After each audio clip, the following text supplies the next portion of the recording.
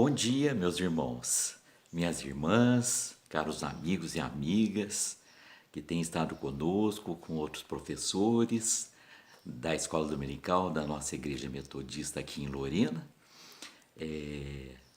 Um muito bom dia, que seja um domingo feliz para todos na presença do Senhor. Nós estamos aqui conforme, de certa forma, prometemos e nos propomos a concluir, para concluir o estudo que iniciamos no domingo passado. Lembrando que aqueles que não puderam assistir, se desejarem, a aula está gravada lá no nosso Facebook da Igreja Metodista em Lorena, né? Parece que também no YouTube. Então é só dar uma procuradinha lá para poder se sintonizar. Agora, aqueles que viram, lembram-se que nós estamos tratando ainda da temática da maturidade cristã, a questão desta maturidade agora refletida em nossos relacionamentos, em nossos atos relacionais, nas nossas relações interpessoais, não é? Nas nossas amizades, então, para sermos mais claros. Essa maturidade cristã também precisa se refletir aí. Nós vamos, antes de qualquer detalhe a mais, estarmos buscando a sabedoria do Senhor. Agradecemos, ó Deus, por estarmos aqui junto com os nossos irmãos e amigos para mais uma reflexão à luz da Tua Palavra. Eu te agradeço e, ao mesmo tempo, Senhor, peço a Tua sabedoria, a Tua luz, Senhor, para que possamos sermos orientados e amadurecidos nesta manhã. Nós oramos e agradecemos e pedimos no nome de Jesus. Amém, Senhor. Então, meus irmãos, vejam bem, maturidade cristã nas amizades em momentos de angústia. O texto que está nos ajudando de apoio, para apoio, justamente é o texto do livro de Jó. O livro de Jó se encontra ali antes do livro de Salmos, que é bem conhecido de todos nós. Eu aconselho aqui, se vocês não leram, que leiam, porque a gente tendo essa contextualização, ele fica muito, muito profundo, muito significativo e muito interessante para se ler, né?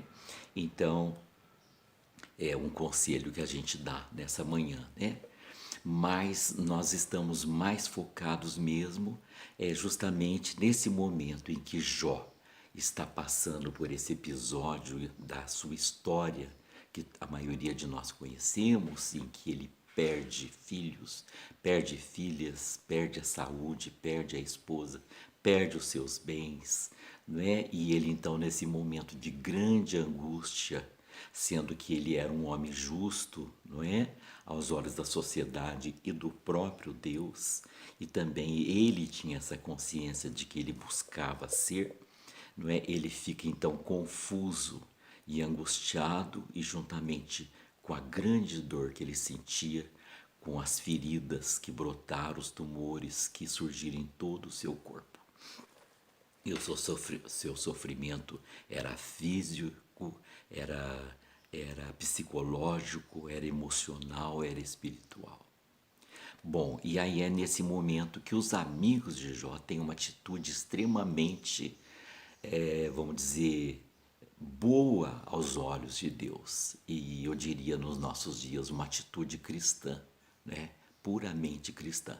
Eles se levantam e decidem aproximar-se de Jó.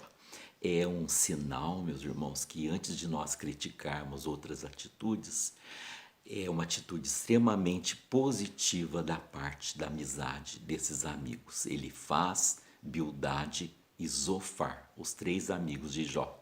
E eles então vão em direção ao amigo, sabendo da sua dor, e ao longe eles já podem perceber e pressentir o grande sofrimento, não é? E eles então ficam em silêncio e choram junto com Jó por vários dias. A Bíblia diz 7 dias e 7 noites. Então é uma outra atitude extremamente bondosa, é o silêncio acolhedor do amigo. O silêncio do amigo acolhedor. Quer dizer, fica redundante se nós pensarmos que para ser amigo tem que ser acolhedor. Se não é acolhedor, não é amigo, né? Bom, e aí eles têm também essa segunda atitude extremamente positiva e madura, não é? Aos olhos da palavra de Deus. Mas depois de algum tempo, não é? Eles vão ter as suas reações. E as suas reações realmente são assim adversas, são controversas, nós poderíamos dizer, à luz aqui do estudo, né? São controversas, porque após esse momento de silêncio, de presença, de achegar-se ao amigo sofredor, eles então começam a falar. E aí os seus discursos começam a ser o oposto do que eles propunham. Eles propunham consolar Jó, mas com os seus discursos, com as suas palavras, com as suas reações, eles acrescentam às dores de Jó e ao seu sofrimento, não é? E nós, como cristãos, nos dias de hoje, meus irmãos, nós nos surpreendemos muitas vezes diante de situações como essas, de questões como essas. É bem capaz e certamente todos nós já nos deparamos com o sofrimento de outrem, ou então até mesmo com o sofrimento de cada um de nós próprios, né? E daí podemos cair nesse risco de indagar a Deus por quê daquele sofrimento e fazendo ligações então, que se eu sou justo, se eu estou fazendo coisas boas aos olhos de Deus, se eu estou buscando fazer a sua vontade, por que então eu estaria sofrendo? Ou então por que que o meu amigo, a minha amiga estaria sofrendo e passando por aquela situação de angústia? E é onde então nós corremos o risco de fazermos pré-juízo, pré-julgamentos e de julgarmos e acusarmos os nossos amigos em nome da nossa pseudo-santidade ou sabedoria cristã. E aí, então, os amigos de Jó, ao invés de enfrentar aquela dor, dando o consolo que o amigo precisava diante de tanta tragédia e desgraça, eles então eles começam a fazer comentários que, ao invés de consolar, aumentam a dor do servo de Deus, de Jó.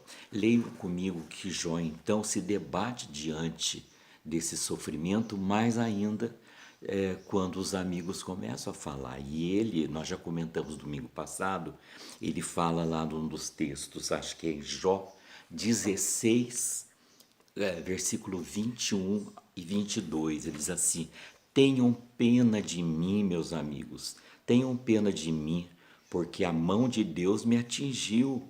E por que vocês me perseguem como Deus me persegue, e não cessam de devorar a minha carne que já está destruída, consumida, corrompida, doente, morta? Vocês ainda querem devorar o que sobrou dela?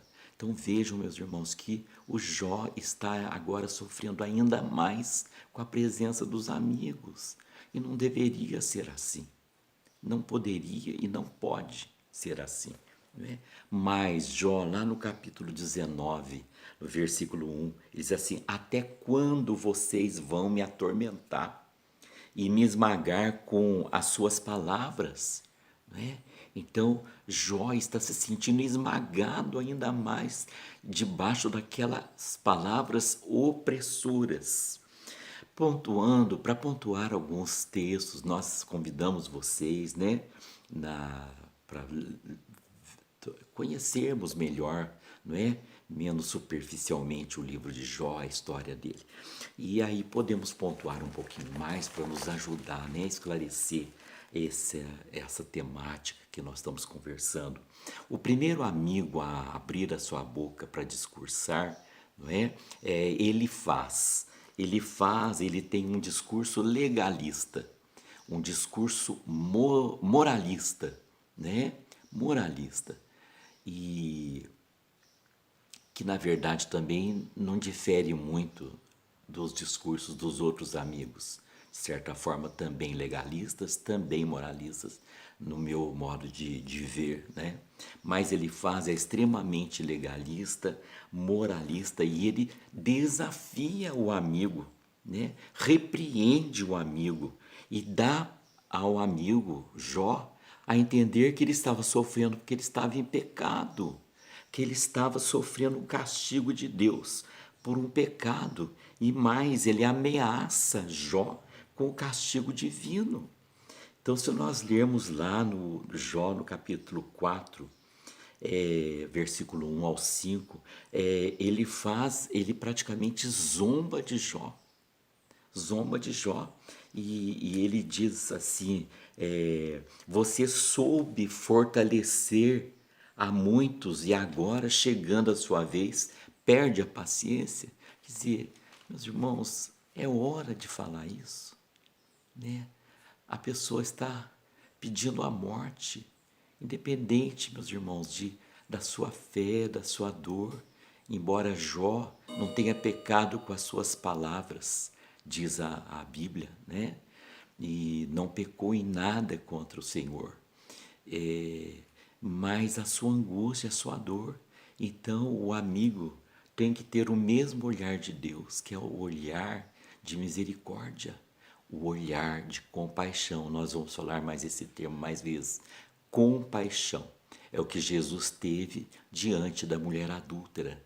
Legalmente, pela lei, meus irmãos, Jesus teria que concordar com os fariseus em apedrejar aquela mulher, porque ela tinha adulterado e isso era contra a lei. E o castigo previsto pela lei era o adultério, do adultério era o apedrejamento. Então vejam, meus irmãos, e Jesus não permitiu. Jesus trabalhou com a essência da lei, com o amor que a lei, não é, vai se cumprir nele. Então nós precisamos entender que o amor de Deus supera todas as coisas e nós não podemos ter um olhar diferente do olhar de Jesus, não é? E muitas vezes, em nome de Jesus, a igreja matou a muitos na Idade Média. A Inquisição destruiu pessoas, destruiu famílias em nome de Deus, não é? Queimou pessoas vivas, não é? Matou pessoas em nome de Jesus. Então essa igreja, ela pecou e quando ela faz isso, ela peca contra o Santo Senhor e contra o seu próximo.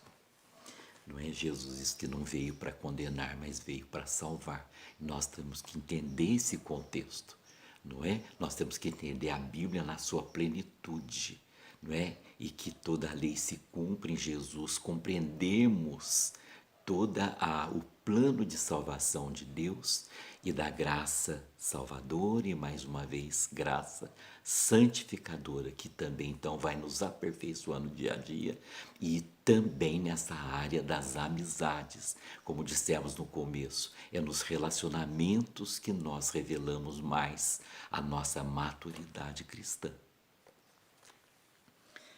Bom, vamos continuar lá no capítulo 15, temos o contexto, né?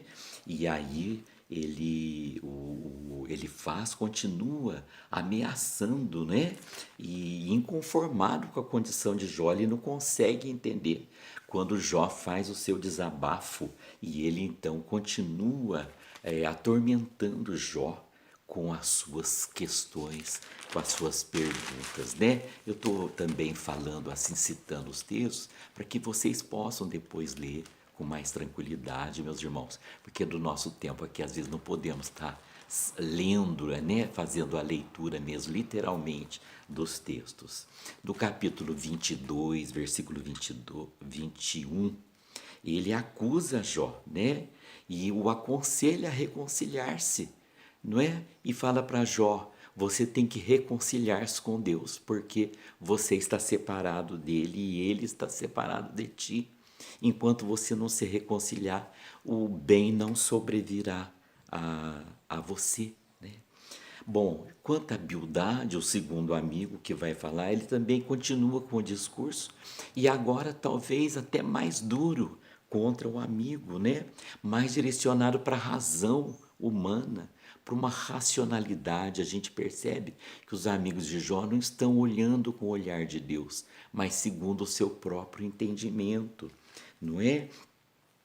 E ele diz que os filhos, inclusive os filhos de Jó e as filhas, morreram naquele vendaval que a casa caiu sobre eles, porque eles estavam todos em pecado. E que Jó deveria ficar feliz por estar vivo e aproveitar a sua sorte para se arrepender dos seus pecados. Meus irmãos, vejam que difícil, né? Que situação difícil.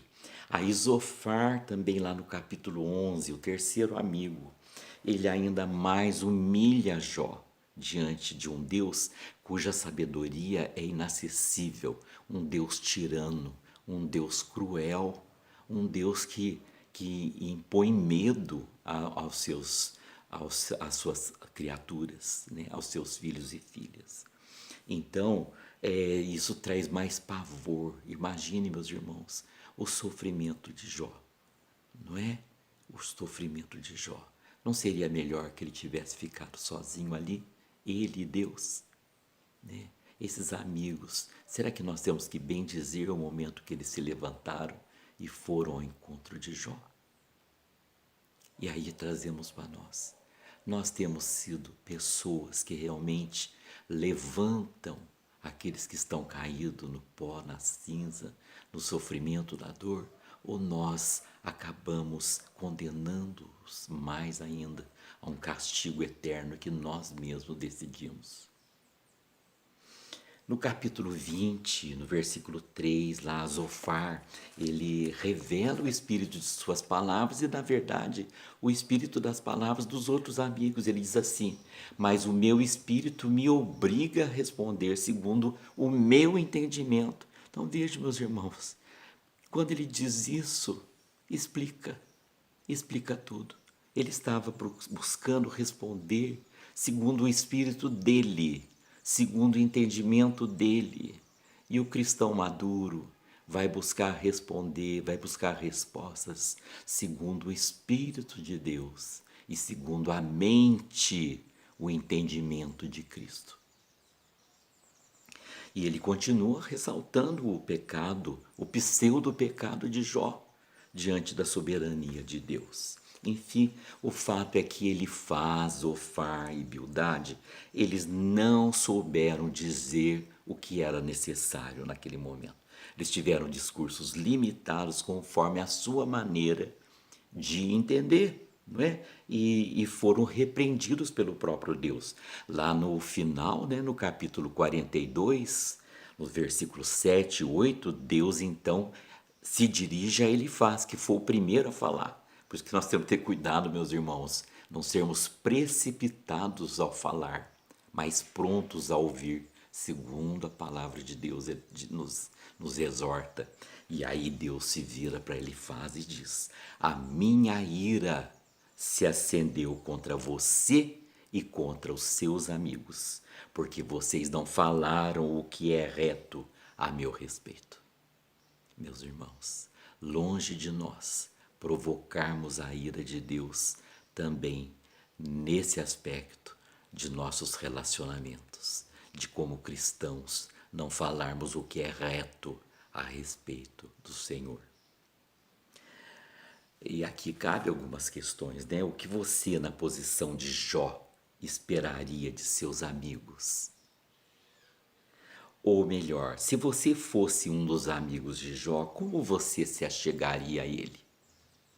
E uma terceira questão: ao repreender os amigos de Jó, por que o Senhor se revoltou contra as palavras deles? Eu diria, eles foram honestos em seus discursos? Eu diria que sim, foram honestos com eles mesmos, como nós dissemos agora há pouco. Eles não foram falsos, né, enquanto pessoas, né, livres ali para pensar. Eles foram honestos em dizer aquilo que eles eram, vamos dizer, a verdade deles. Mas por que eles foram repreendidos pelo Senhor? nós devemos considerar que a amizade não é algo tão simples, não é? Por isso que quando dizemos que não dá para ter milhões de amigos, né, meus irmãos? Porque a amizade, ela implica em afeto, em dedicação, em confiança, em intimidade, em tempo, em estar junto, em partilhas, em simpatia e em empatia e finalmente, novamente essa palavra, compaixão. A psicologia reconhece o valor da amizade, sem dúvida nenhuma. Ela estimula e ela aprova a amizade. Ela diz que na infância as amizades desenvolvem a socialização da criança. Na adolescência, a amizade ajuda a construir identidades. Na fase adulta, ela amadurece a nossa humanidade e a nossa capacidade relacional. E na velhice, ela combate a solidão e melhora a saúde dos idosos e das idosas. Viver sem amigos, portanto, é perigoso, não é bom e nos adoece. A solidão adoece, não é? É bom que o homem não esteja só, é bom que sejam dois, assim a palavra fala. No entanto, se na amizade não existe aqueles aspectos que nós colocamos agora há pouco, afeto, dedicação, amor, compaixão, né? Não tiver bom senso, não tiver respeito, então ela vai provocar mais danos do que bênçãos. Ela vai, inclusive, nos adoecer. É o que nós chamamos de amizades tóxicas, tanto da parte do outro quanto da nossa parte. Então nós temos que ter muita lucidez, meus irmãos, muita oração em cima, não é, dessas questões e desse aspecto da maturidade cristã que é a amizade. A grande problemática dos amigos de Jó é que eles souberam achegar-se sim, mas eles não souberam permanecer junto, né? Eles estavam do lado, não estavam junto, né? Não estavam junto. E permanecer junto, meus irmãos, novamente eu repito, é necessário compaixão, compaixão, misericórdia, não é? Jesus se compadecia das multidões e se voltava para elas e deixava que elas se achegassem, e ele se achegava, ele pegava as crianças no colo. Lembro a vocês do texto da frase de Arthur Schopenhauer: todo amor verdadeiro é compaixão, e todo amor que não for compaixão é egoísmo. Vejam, meus irmãos, a compaixão é como que um antídoto contra os nossos pré-juízos, nossos pré-julgamentos. Nós temos que ter muito cuidado, porque senão, depois do julgamento, nós vamos acusar, vamos condenar e inclusive darmos já o castigo, não é? Para a pessoa que nós já estamos julgando, nós viramos literalmente juízes do nosso amigo, né? Perdemos o amigo, perdemos a amizade e corremos o risco de destruirmos não só a amizade, mas aquele amigo, com as nossas palavras, com as nossas reações diante daquela situação. Era difícil para a cultura antiga judaica, eu já comentei isso com vocês, entender uma pessoa boa e justa sofrendo. Eles logo já reconheciam, analisavam, consideravam que Deus estava castigando, que aquela pessoa estava em pecado. Então nós temos que ter cuidado, porque nós cristãos corremos o mesmo risco nos dias de hoje. E na história da igreja, infelizmente, vemos atitudes absurdas que a igreja tomou em nome de Jesus e em nome do próprio Deus, porque ela correu no risco de não usar da compaixão, da misericórdia e de fazer julgamentos que hoje ela se envergonha de tê-los tido e pede perdão até hoje, não é? Então, ela poderia ter livrado a igreja, né? Os líderes da igreja poderiam ter livrado a igreja dessa vergonha que nós carregamos e que o mundo nos acusa delas. Cabe a nós, meus irmãos, como cristãos, chorar junto com o nosso irmão que está sofrendo.